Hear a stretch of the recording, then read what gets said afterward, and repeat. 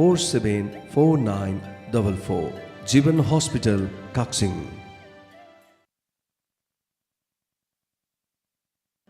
Lengsin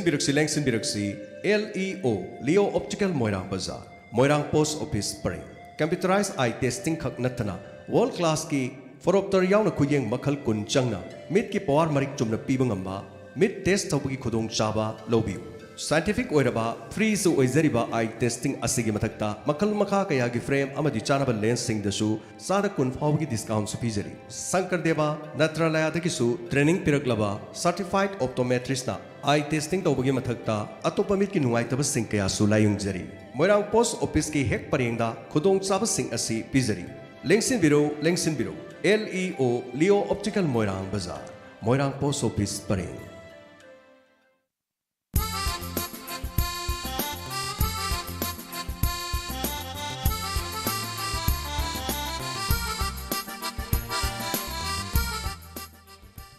Adom na hosik tongan ba pungpam sing da makal matin kaya gi thorum sing 91.2 MHz da sanok chariba Diamond Radio channel asidagi mathang oina tabiri hausi amuk pungpam asida adom gi damak thamjeri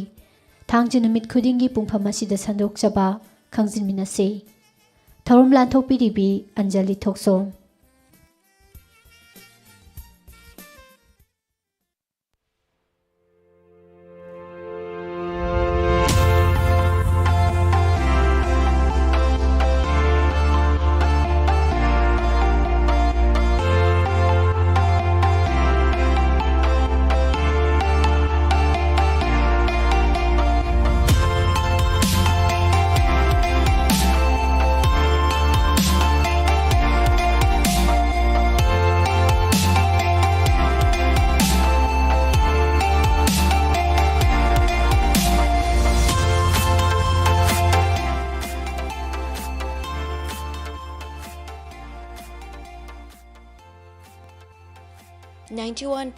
MHz da sandok seriba Diamond Radio channel asigi KHANGJINMINASI tharom tabiri bisingbu Anjali Thoksom na taram nok cheri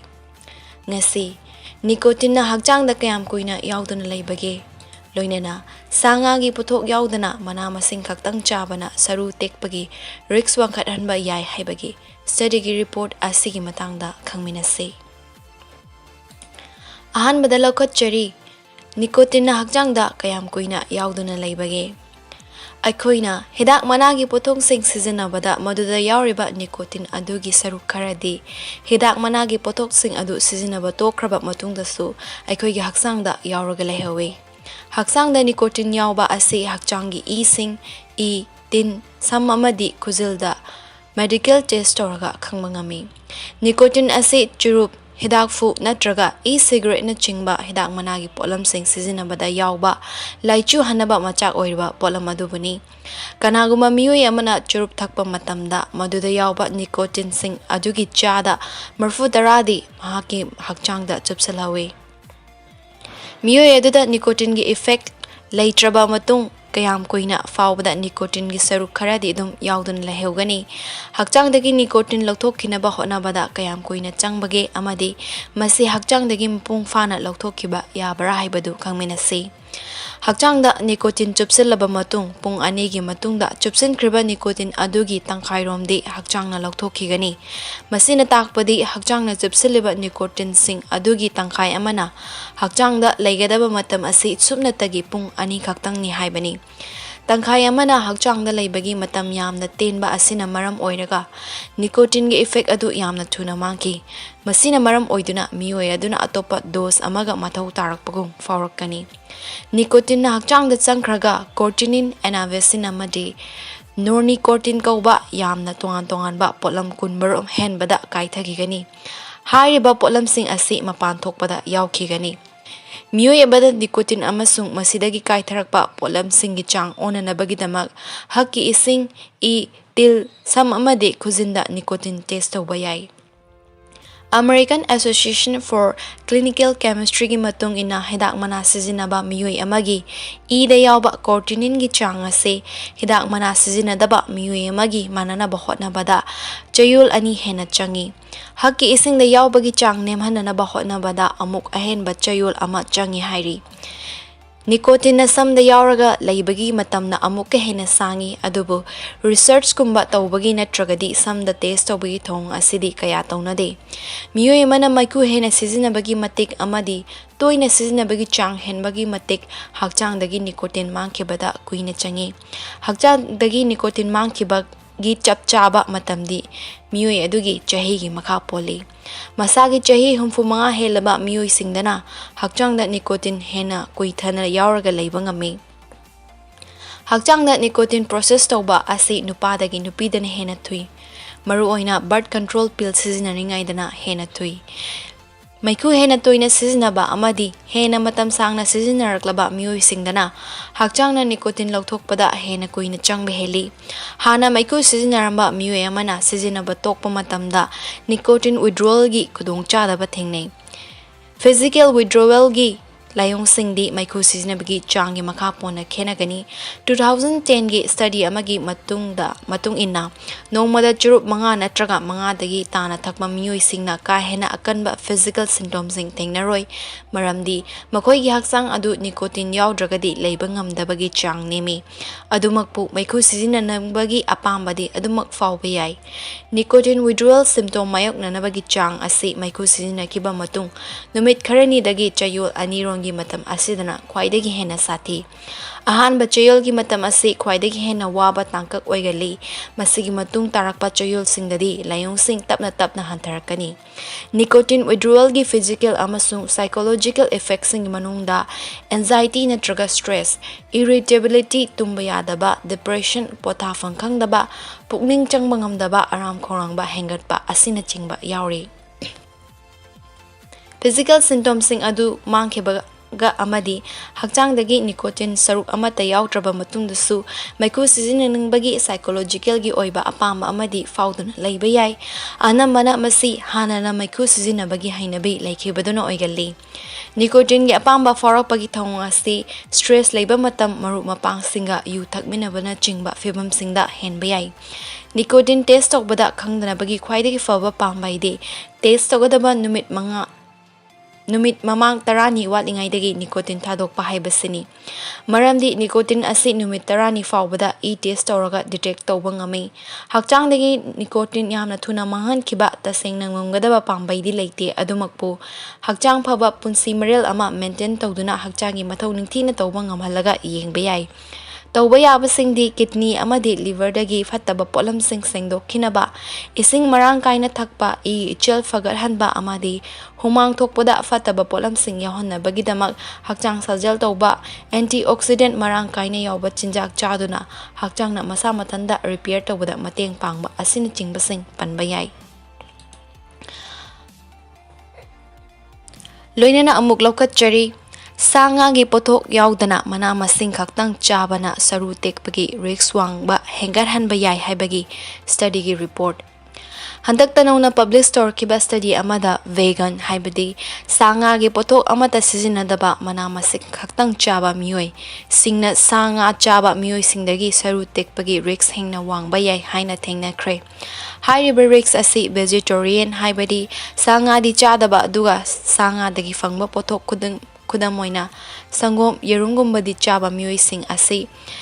amadi pescatarian nga di chaba aduga sa di chadaba miyoy sing dasu wangba yai hairi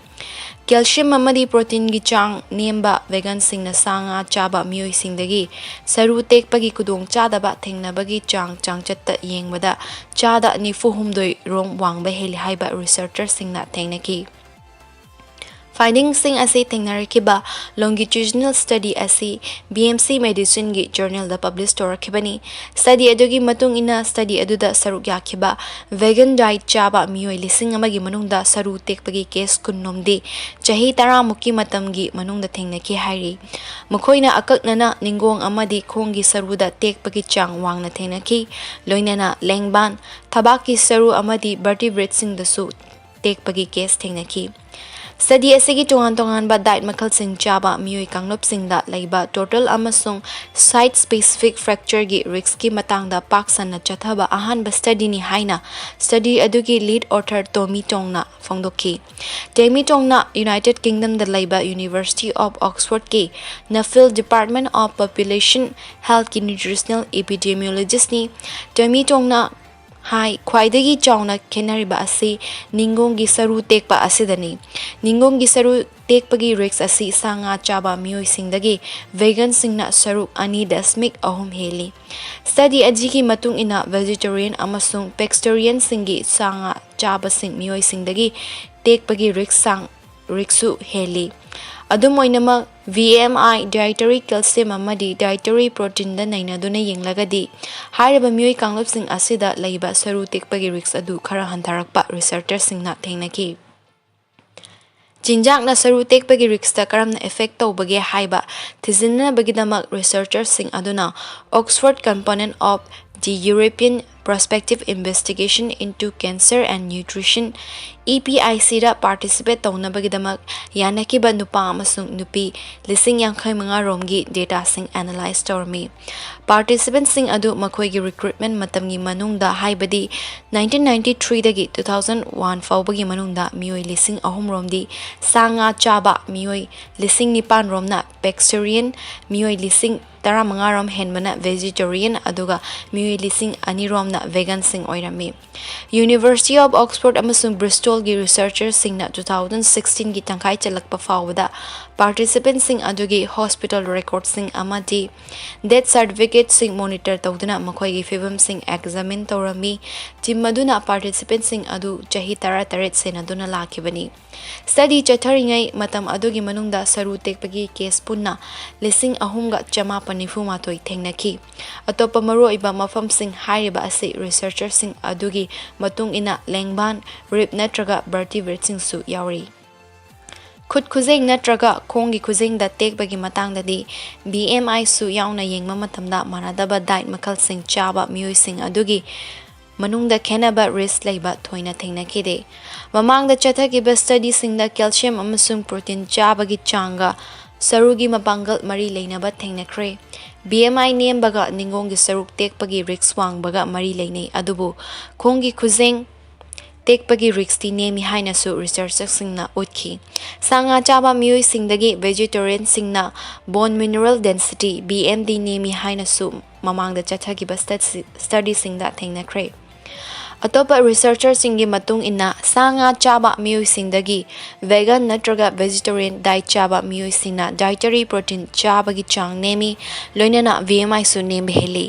masigi sumatakta vegan sing asi calcium chaba gi chang yamna ka hena nemlamba yai hairi 2007 da chathakiba Oxford EPIC cohort ki participant lising kontra mangaromna sarugya kiba research amadasu vegan sing total fracture gi risk wang ma thengnakre adubu vegetarian sing dadi thengnakide adubu study adu participant sing bu follow up tawbagi matam teli amasung participant sing masana pirakpa report yumfam oibini haina researcher singna phongdokli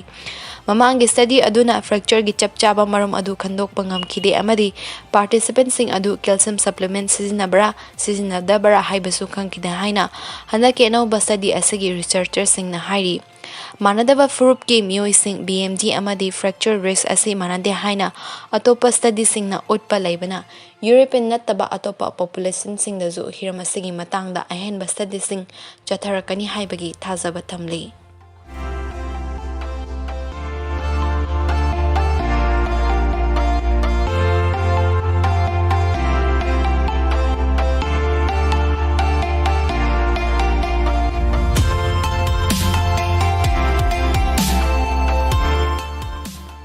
Tabikre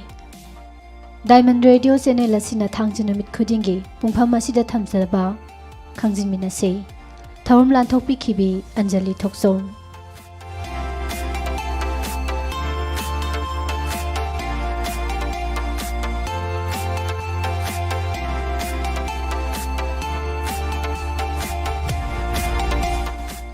Hauji amuk thoromgi makha tarakpada Isei ahum khak mathang oina lokhachari isei sing asi ꯑꯔꯤꯕ ꯏꯁꯩꯁꯤꯡꯗꯒꯤ ꯅꯧꯅ ꯔꯤꯃꯦꯛꯁ ꯇꯧꯊꯣꯛꯇꯨꯅ ꯁꯛꯇꯣꯛꯄꯤꯔꯤꯕ ꯏꯁꯩꯁꯤꯡꯅꯤ ꯈꯨꯗꯣꯜ ꯇꯝꯖꯒꯦ ꯑꯍꯥꯟꯕꯗ ꯇꯥꯃꯤꯟꯅꯁꯤ ꯆꯠꯈꯤꯅꯨ ꯀꯩꯗꯧꯕꯒꯦ ꯑꯁꯨꯝꯅ ꯁꯩꯑꯣꯕ B Bidyapati ꯁꯔꯃꯅ ꯁꯩꯁꯛꯈꯤꯕ ꯅꯧꯅ ꯑꯃꯨꯛ ꯏꯁꯩ ꯑꯁꯤꯕꯨ ꯀꯚꯔ ꯁꯣꯡ ꯑꯣꯏꯅ ꯁꯛꯇꯣꯛꯂꯤꯕꯤ ꯁꯪꯒꯤꯇꯥ ꯆꯨꯡꯈꯥꯝ ꯕꯤ ꯖꯌꯟꯇ ꯀꯨꯃꯥꯔ ꯁꯔꯃꯒꯤ ꯃꯌꯦꯛꯇ ꯁꯛꯂꯤꯕ ꯏꯁꯩ ꯈꯨꯗꯣꯜ ꯇꯝꯖꯔꯤ ꯇꯥꯃꯤꯟꯅꯁꯤ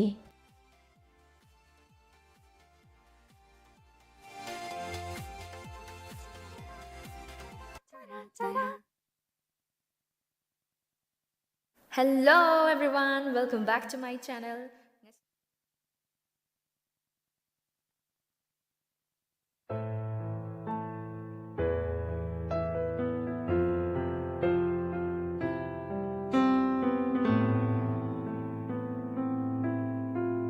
Chakinu kaidawbage chakinu kaidawbage thamoy singpare turil na kaphaubata gulab na kanghaubata labog na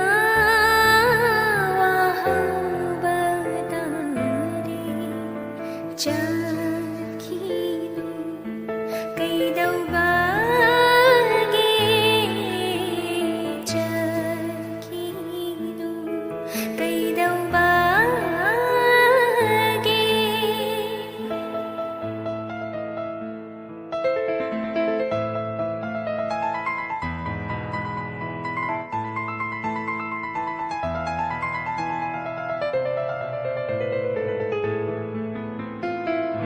Chingsanggi pareng lakta nangi khonthang yairi laichagi fijang nangi mire lotli Chingsanggi pareng lakta nangi khonthang yairi laichagi fijang Nangi mire lotli chakhiba taraba nanna pukharo mayap se loina pukharo mayap se loina chakinu kaidawbage chakinu kaidawbage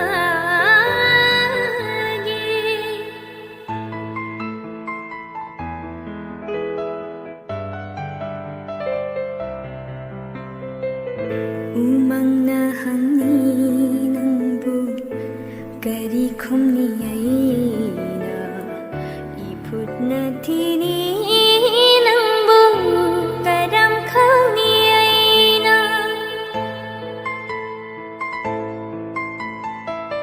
Umang na hangni nangbu kari khumni aina iput na thini nangbu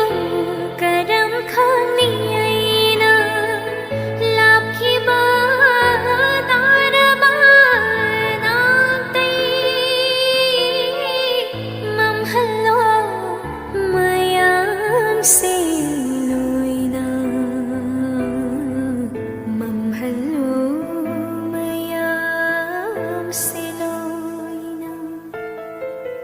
Chakinu kaidawbage chakinu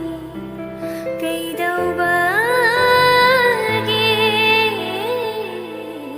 chakinu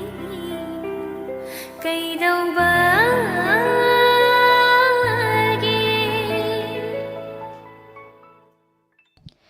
ꯃꯊꯪꯗ ꯑꯃꯨꯛ ꯂꯧꯈꯠꯆꯔꯤ ꯃꯇꯝ ꯑꯃꯗ ꯂꯥꯏꯁ꯭ꯔꯝ ꯃꯦꯝꯅ ꯁꯛꯈꯤꯕ ꯏꯁꯩ ꯕꯪꯀ ꯁꯔꯃꯒꯤ ꯃꯌꯦꯛꯇ ꯑꯍꯩꯕꯝ ꯁ꯭ꯌꯥꯝꯅ ꯊꯋꯥꯏ ꯍꯥꯞꯄꯤꯈꯤꯕ ꯀꯌꯥꯝ ꯀꯨꯏꯅ ꯑꯁꯨꯝꯅ ꯁꯩꯍꯧꯕ ꯏꯁꯩ ꯑꯁꯤꯕꯨ ꯅꯧꯅ ꯔꯤꯃꯤꯛꯁ ꯇꯧꯊꯣꯛꯇꯨꯅ ꯁꯛꯇꯣꯛꯄꯤꯔꯤꯕꯤ ꯗꯅꯨꯕꯤ ꯃꯉꯥ ꯏꯁꯩ ꯑꯁꯤꯕꯨ ꯅꯧꯅ ꯃ꯭ꯌꯨꯖꯤꯛ ꯗꯤꯔꯦꯛꯁꯟ ꯄꯤꯕꯤꯔꯤꯕ ꯖꯤꯇꯦꯟ ꯀꯨꯃꯥꯔ ꯅꯥꯎꯔꯦꯝ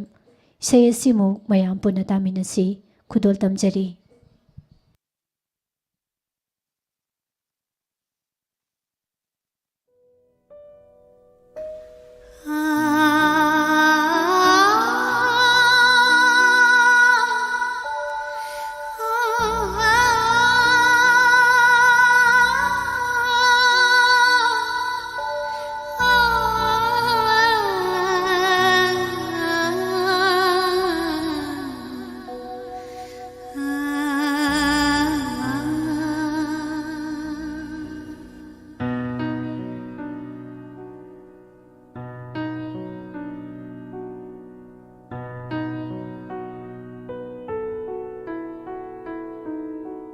Kaya kuina asomna khangdona lin ki ani aigi punsi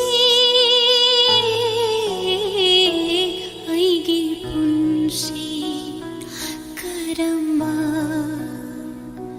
mi gupta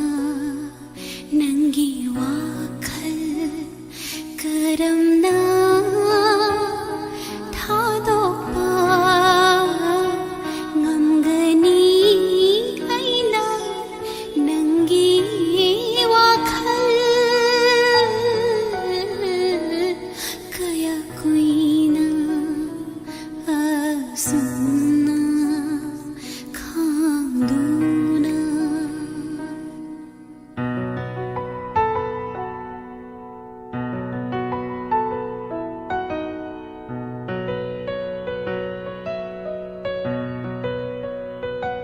Yetlaro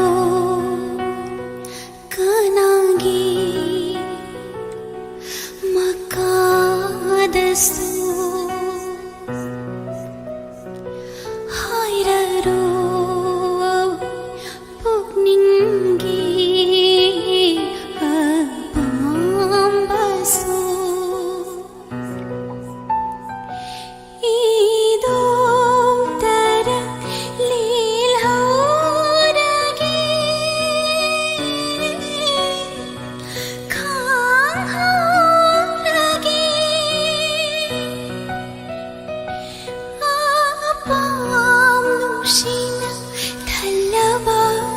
Sige taibangda adubu karamna thadokpa ngamgani aina nangi wakhal kaya kuina asumna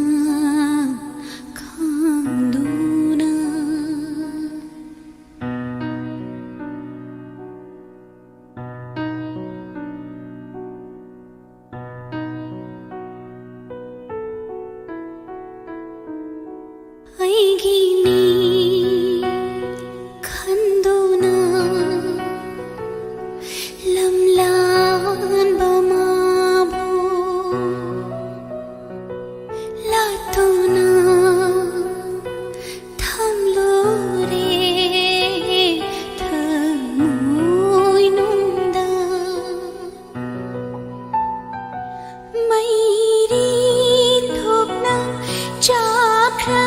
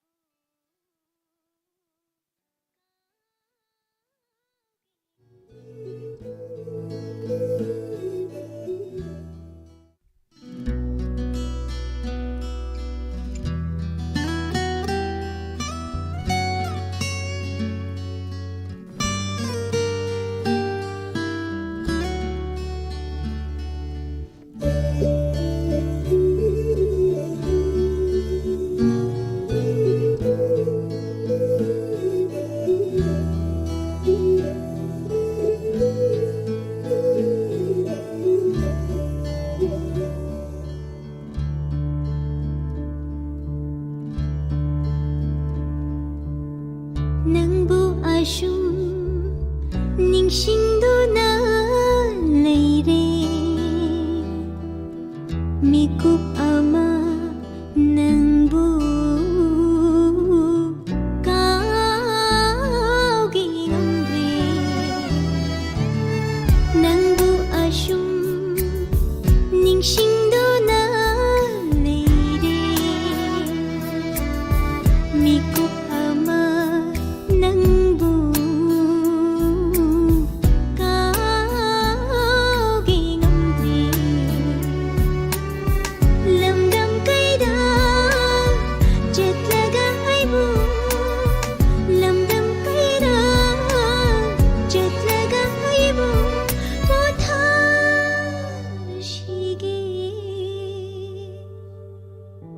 ꯃꯤꯀꯨꯞ ꯑꯃꯇꯪ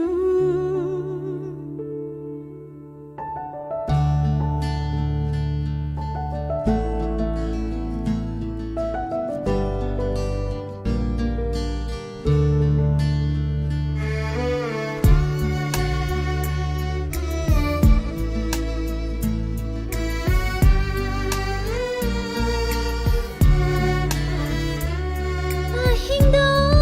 ꯀꯔꯝꯅ ꯍꯧꯈꯤ ꯈꯪꯍꯧꯗꯦ ꯃꯪꯂꯥꯟꯗꯣ ꯑꯁꯨꯝꯅ ꯀꯥꯏꯈꯤꯅꯤ ꯈꯜꯍꯧꯗꯦ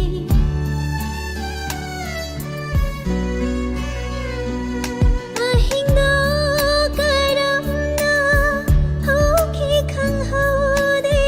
ꯃꯪꯂꯥꯟꯗꯣ ꯑꯁꯨꯝꯅ ꯀꯥꯏꯈꯤꯅꯤ ꯈꯜꯍꯧꯗꯦ ꯑꯁꯤꯔ ꯄꯨꯟꯁꯤ ꯑꯁꯤꯔ ꯅꯨꯡꯁꯤꯕ ꯑꯩꯒꯤ ꯋꯥꯈꯜ ꯑꯩꯒꯤ ꯄꯨꯟꯁꯤ ꯑꯩꯒꯤ ꯋꯥꯈꯜ ꯑꯩꯒꯤ ꯄꯨꯟꯁꯤ ꯃꯐꯝ ꯈꯪꯗ꯭ꯔꯦ ꯑꯩꯗꯤ ꯄꯨꯡ ꯑꯣꯟ ꯑꯣꯜꯂꯤ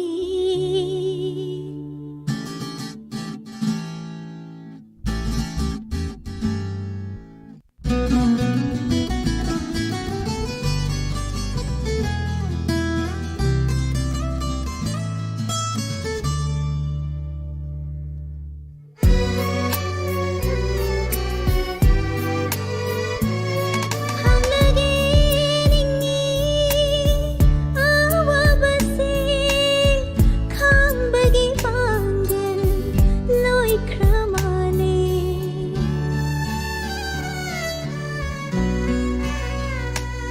ꯈꯥꯡꯂꯒꯦ ꯅꯤꯡꯉꯤ ꯑꯋꯥꯕꯁꯦ ꯈꯥꯡꯕꯒꯤ ꯄꯥꯡꯒꯜ ꯂꯣꯏꯈ꯭ꯔ ꯃꯥꯜꯂꯦ ꯑꯁꯨꯝꯅ ꯑꯁꯨꯝ ꯍꯤꯡꯕ ꯇꯥꯔꯦ ꯑꯩꯒꯤ ꯋꯥꯈꯜ ꯑꯩꯒꯤ ꯄꯨꯟꯁꯤ ꯑꯩꯒꯤ ꯋꯥꯈꯜ ꯑꯩꯒꯤ ꯄꯨꯟꯁꯤ ꯃꯐꯝ ꯈꯪꯗ꯭ꯔꯦ ꯑꯩꯗꯤ ꯄꯨꯡ ꯑꯣꯟ ꯑꯣꯜꯂꯤ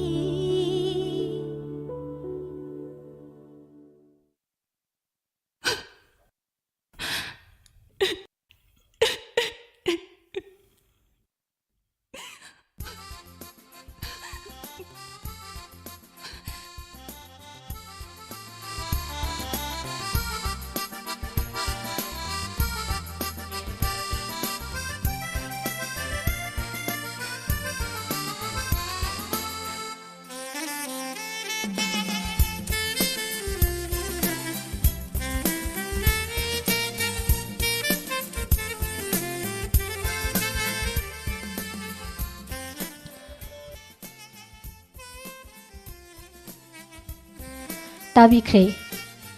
ꯃꯇꯝ ꯑꯃꯒꯤ ꯑꯔꯤꯕ ꯏꯁꯩꯁꯤꯡ ꯅꯧꯅ ꯑꯃꯨꯛ ꯔꯤꯃꯦꯛꯁ ꯇꯧꯊꯣꯛꯇꯨꯅ ꯁꯛꯇꯣꯛꯄꯤꯕ ꯏꯁꯩ ꯑꯍꯨꯝꯈꯛ ꯃꯊꯪ ꯃꯊꯪ ꯑꯣꯏꯅ ꯑꯔꯣꯏꯕ ꯈꯨꯗꯣꯜꯗ ꯁꯩꯁꯛꯈꯤꯕꯤ ꯊꯣꯏꯕꯤꯁꯅꯥ ꯅꯤꯡꯊꯧꯖꯥ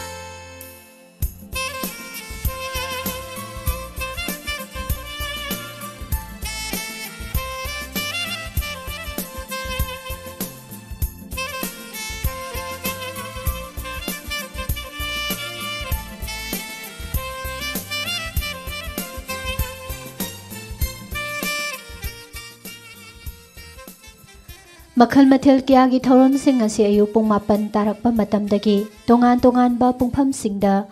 ꯁꯟꯗꯣꯛꯇꯨꯅ ꯇꯥꯍꯟꯖꯔꯛꯄ ꯆꯦꯅꯦꯜ ꯑꯁꯤꯒꯤ ꯑꯍꯥꯟꯕ ꯊꯧꯔꯝ ꯄꯔꯦꯡ ꯂꯣꯏꯁꯤꯟꯖꯅꯕꯒꯤ ꯃꯇꯝ ꯑꯗꯨ ꯌꯧꯁꯤꯟꯖꯔꯛꯂꯦ꯫ ꯊꯧꯔꯝ ꯁꯟꯗꯣꯛꯆꯕ ꯃꯇꯝꯗ ꯁꯣꯏꯈꯤꯕ ꯂꯥꯟꯈꯤꯕ ꯀꯌꯥ ꯌꯥꯎꯈ꯭ꯔꯕꯁꯨ ꯇꯥꯕꯤꯔꯤꯕꯁꯤꯡꯅ ꯄꯨꯛꯆꯦꯜ ꯆꯥꯎꯅ ꯉꯥꯛꯄꯤꯒꯅꯤ꯫ ꯑꯩꯈꯣꯏꯒꯤ ꯑꯅꯤꯁꯨꯕ ꯊꯧꯔꯝ ꯄꯔꯦꯡ ꯉꯁꯤ ꯅꯨꯃꯤꯗꯥꯡꯋꯥꯏꯔꯝ ꯄꯨꯡ 5 ꯇꯥꯕ ꯃꯇꯝꯗ ꯇꯣꯉꯥꯟ-ꯇꯣꯉꯥꯟꯕ ꯄꯨꯡꯐꯝꯁꯤꯡꯗ ꯃꯈꯜ ꯃꯊꯦꯜ ꯀꯌꯥꯒꯤ ꯊꯧꯔꯝꯁꯤꯡꯒ ꯂꯣꯏꯅꯅ ꯂꯩꯖꯔꯤꯕ ꯁ꯭ꯇꯥꯐꯁꯤꯡꯒꯤ ꯈꯣꯟꯖꯦꯜꯗ ꯑꯗꯣꯝꯒꯤ ꯔꯦꯗꯤꯑꯣ ꯁꯦꯠꯇ ꯑꯃꯨꯛ ꯍꯟꯅ ꯂꯥꯛꯆꯒꯦ꯫ ꯃꯇꯝ ꯑꯗꯨ ꯐꯥꯎꯕꯒꯤ ꯑꯣꯏꯅꯗꯤ ꯑꯍꯥꯟꯕ ꯊꯧꯔꯝ ꯄꯔꯦꯡ ꯂꯣꯏꯁꯤꯟꯖꯅꯕꯒꯤ ꯑꯌꯥꯕ ꯃꯌꯥꯝꯗꯒꯤ ꯂꯧꯖꯔꯤ꯫ ꯄꯨꯝꯅꯃꯛꯄꯨ ꯑꯃꯨꯛꯀ ꯍꯟꯅ ꯑꯗꯣꯝꯒꯤ ꯔꯦꯗꯤꯑꯣ ꯍꯣꯁ ꯄꯨꯁꯄꯔꯥꯅꯤ ꯂꯥꯏꯁ꯭ꯔꯝꯅ ꯈꯨꯔꯨꯝꯖꯔꯤ꯫